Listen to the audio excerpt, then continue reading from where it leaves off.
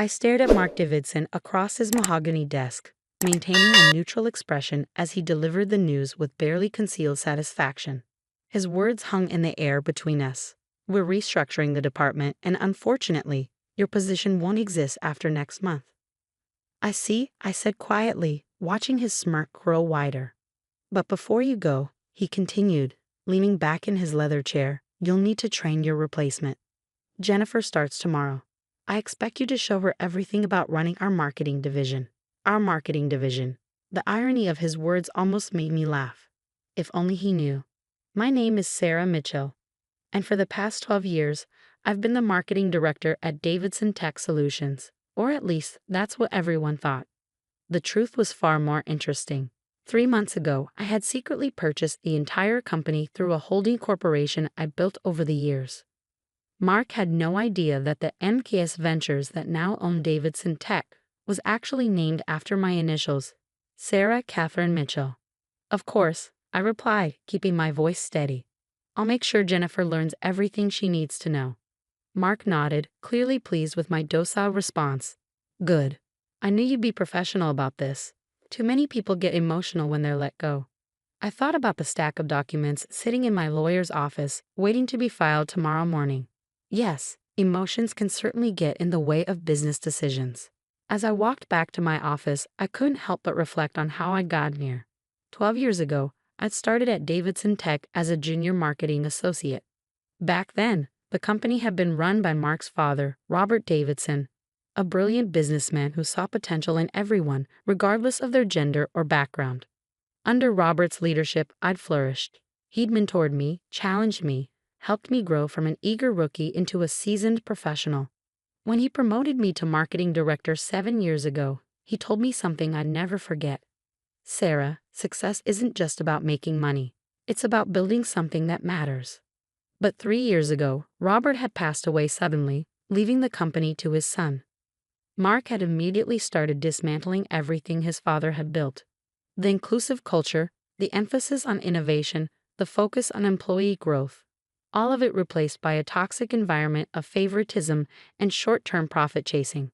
I watched as talented people were pushed out, replaced by Mark's drinking buddies and golf partners. The company's reputation began to suffer, our market share started slipping, and our best clients began looking elsewhere. That's when I started buying stock. It had begun as a small investment, just a few shares purchased through my personal account. But as Mark's mismanagement continued, more shareholders started selling. I created MKS Ventures as a holding company and began acquiring larger blocks of shares, always staying just under the threshold that would require public disclosure. 3 months ago, when one of the major institutional investors decided to sell their entire stake, I saw my opportunity. Through a complex series of transactions orchestrated by my lawyer, James Chen, MKS Ventures acquired controlling interest in Davidson Tech Solutions. He still doesn't suspect anything. Maya, my best friend and the company's head of HR, asked later that afternoon. She was one of only 3 people who knew the truth about MKS Ventures. I shook my head, organizing files on my desk. Not a clue. He's too busy congratulating himself on hiring Jennifer away from our biggest competitor. Maya snorted. You mean the competitor that's been losing market share for the past 2 years? The one that's about to be investigated for financial irregularities? The very same. I smiled, thinking about the stack of research I had on both Jennifer and her former employer. Mark thinks he's making a power move. He has no idea what's actually happening. When are you going to tell him? Tomorrow morning. James is filing the paperwork first thing, and then we're calling an emergency board meeting. I paused, looking at the photo on my desk. Me and Robert Davidson at the company's 10th anniversary celebration. It's time to put things right. Maya nodded, understanding in her eyes. Robert would be proud of you, you know. You're not just saving his company, you're making it better. I felt tears prick at my eyes but blinked them away. There would be time for emotions later. Right now, I had work to do. The next morning, I arrived early. Jennifer was already waiting in the lobby, dressed in an expensive suit that screamed corporate climber. Her resume had looked impressive at first glance, but I knew better. I'd done my homework. Jennifer, I greeted her warmly. Welcome to Davidson Tech. I'll be showing you the ropes over the next few weeks. She barely concealed her condescension as she looked me up and down. That's very kind of you. Mark has told me all about the changes he's planning to implement. I bet he has, I thought, leading her to my office. Well, why don't we start with our current marketing strategy? I'm sure you'll find it enlightening. For the next 2 hours, I walked Jennifer through our campaigns, our client relationships, and our future plans. She interrupted frequently, making suggestions that showed she had no real understanding of our industry or our market position. These retention strategies seem very old-fashioned, she said, gesturing dismissively at a presentation I created. In my experience, aggressive acquisition is much more effective than maintaining existing relationships. I made a note on my pad. Her attitude was confirming everything my research had suggested about her previous employer's troubles. At 10 a.m., my phone buzzed. A text from James. Papers filed.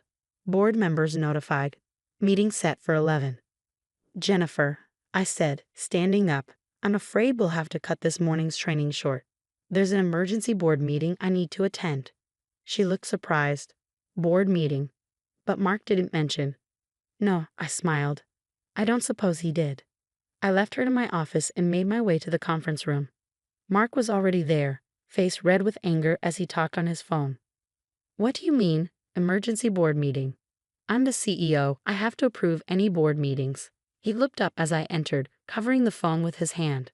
Sarah, what are you doing here? This is for executives only. I know, I said calmly, taking a seat at the head of the table. That's why I'm here. Before he could respond, other board members began filing in. I recognized most of them. The old guard who had served under Robert, gradually pushed to the sidelines by Mark over the past 3 years. James Chen arrived last, carrying a thick folder of documents. He nodded to me as he took his seat. What's going on here? Mark demanded, looking around the room. I didn't authorize this meeting. No, I said, standing up. I did. The room fell silent as James began distributing documents to each board member. 3 months ago, I continued, my voice steady, MKS Ventures acquired controlling interest in Davidson Tech Solutions. As of this morning, that acquisition is complete and fully documented with the SEC. Mark's face went from red to white. MKS Ventures. But that's my company, I finished for him. Named after my initials, Sarah Katherine Mitchell. The board members were reading through the documents now, murmurs of surprise and understanding filling the room. This is impossible, Mark sputtered. You're just a marketing director. You can't afford to buy a company this size. I thought about the years of careful investment, the long nights spent studying financial reports, the strategic planning that had led to this moment. Actually, Mark, I can. And I did. I opened my own copy of the documents. Now shall we discuss the future of Davidson Tech Solutions? The look on his face was everything I'd imagined it would be, a mix of shock, rage, and dawning comprehension. But this wasn't about revenge. This was about something much more important. I pulled out Robert Davidson's old photo from my folder and placed it on the table. Your father built this company on principles of innovation, integrity, and respect for every employee. It's time to return to those values. Mark stood up abruptly, his chair scraping against the floor. This is ridiculous. I'll have my lawyers look into this immediately. There's no way this takeover is legal. James Chen cleared his throat. I assure you, Mr. Davidson, everything is perfectly legal. I've personally overseen every transaction. Would you like to see the documentation of how Ms. Mitchell acquired the shares? I watched as James methodically laid out the paper trail, every stock purchase, every filing, every legal document that proved MKS Ventures' legitimate acquisition of Davidson Tech Solutions. As you can see, James continued, his voice professionally neutral, Ms. Mitchell now owns 51% of the company's shares. The board has been called today to vote on new leadership. Mark's face contorted with rage.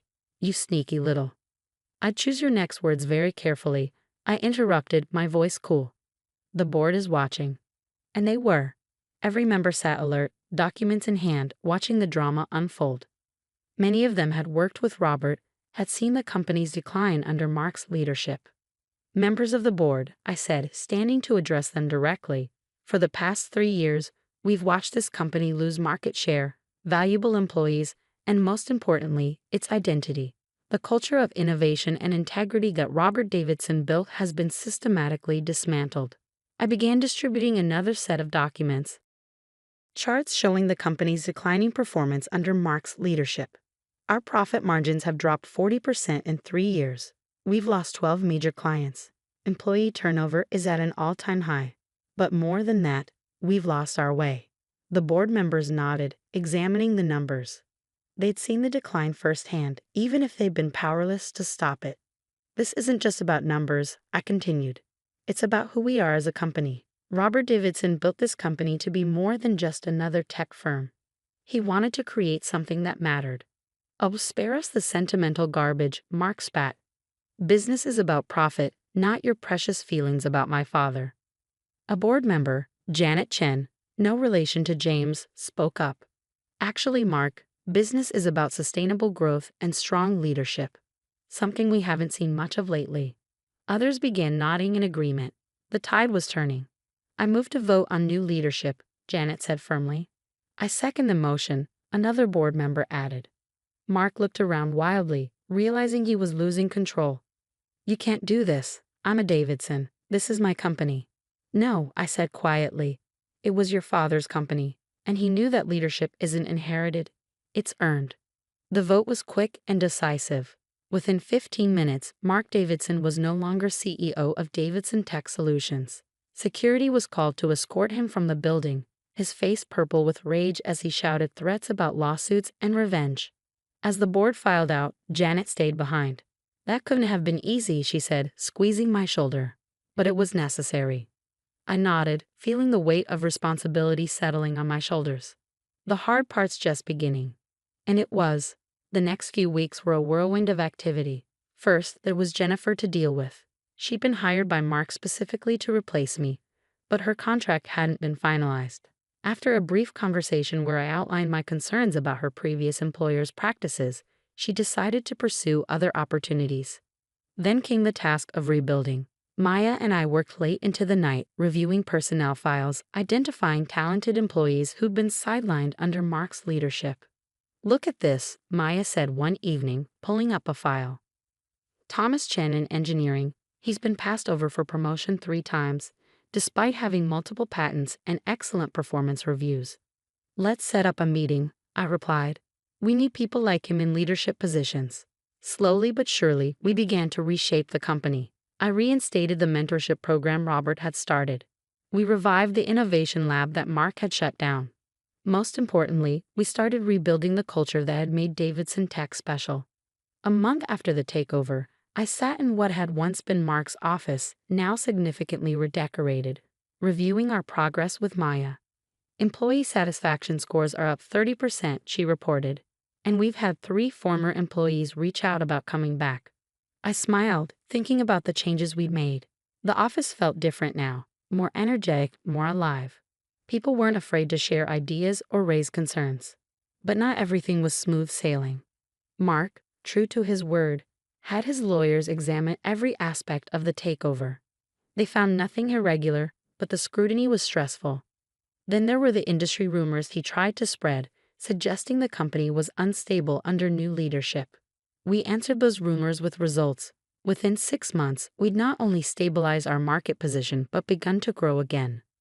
Innovation, once stifled, flourished. New products were developed, new clients signed. 1 year after the takeover, I stood in front of the entire company at our annual meeting. The auditorium was packed. We'd hired over 100 new employees in the past year. When Robert Davidson founded this company, he had a vision, not just of creating successful products, but of building something meaningful, a place where innovation and integrity went hand in hand. I paused, looking out at the sea of faces. Some had been there under Robert's leadership, others were new, but all shared the same sense of purpose. For a while, we lost sight of that vision. But today, we're back on track. Our profits are up 45% from last year. Our employee satisfaction is at an all-time high. But more importantly, we're making a difference. I gestured to the screen behind me, showing our latest project. A collaborative effort between our tech team and local schools, helping bring STEM education to underprivileged communities. This is what success looks like, I continued.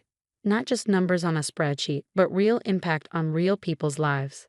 After the meeting, Maya found me in my office, staring at Robert's old photo. "He would be proud, she said softly. I nodded, touching the frame gently. "I hope so. Sometimes I wonder if I did the right thing, taking over the way I did." "Sarah," Maya said firmly, "you didn't just take over. You saved this company. Look at what you've built." She was right. In the past year, we'd done more than just restore the company. We'd made it better. Our technology was more innovative, our culture stronger, our impact greater. The photo on my desk wasn't just of Robert anymore. Next to it sat a new one, taken at our last company picnic. Hundreds of smiling faces, all part of something bigger than themselves. That evening, as I prepared to leave the office, I received an unexpected email. It was from Robert's widow, Margaret. "Dear Sarah, I've been watching what you've done with the company this past year. Robert always said you were special, that you understood what Davidson Tech was really about. He was right. Thank you for keeping his dream alive and for making it even better. With gratitude, Margaret." Tears pricked at my eyes as I read her words. This was why I'd done it, not for revenge against Mark, not for personal gain, but because some things are worth fighting for. The next morning, I arrived early as usual. The office was quiet, but not for long. Soon it would be filled with energy, ideas, and possibility. As I walked to my office, I passed the wall where Robert's old motto hung. "Success isn't just about making money. It's about building something that matters." I smiled, thinking about how far we'd come. Mark had thought he was pushing me out, forcing me to train my replacement. Instead, he'd inspired me to become something more. Not just an employee, but a leader. Not just a marketer, but a visionary. Sometimes the best revenge isn't revenge at all. It's proving that you were right all along, that integrity, innovation, and respect aren't just nice words on a wall, but principles worth fighting for. As the office began to fill with employees, I heard the familiar buzz of creativity and collaboration. This was Robert Davidson's real legacy, not just a successful company, but a place where people could grow, innovate, and make a difference. And now it was my legacy too.